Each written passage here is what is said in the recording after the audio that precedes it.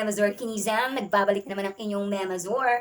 At for today's video nga pala ay ipapakita ko sa inyo ang aking nabili na naman. Nabudol na naman ang inyong Memazor Kinizam na itembang. So ipapakita ko sa inyo this item. So swak na swak ito ngayong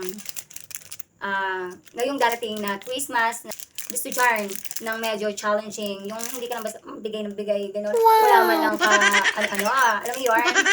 So, eto. Nabili ko nga pala ito sa hindi ko nagsasabihin. So, ang gagawin nyo lang ay, di ba to? So, isusulat nyo lang dito yung amount na gusto nyong ilagay, kung magkano lang yung afford nyo. Depende sa inyo kung gusto nyo lagyan ng 1,000, 500, 100, or 20, 50.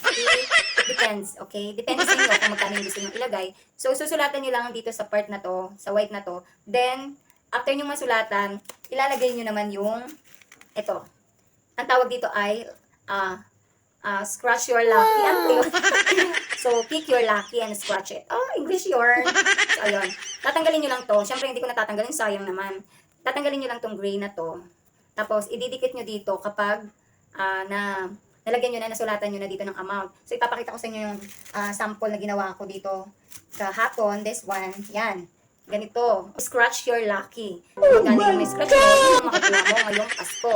So, sa mga inaanak ko dyan, alam nyo na kung anong gagawin ko. So, ayun lang. Nabudulan na ang inyong Memazor Kinizam. So, thank you so much for watching. Bye-bye.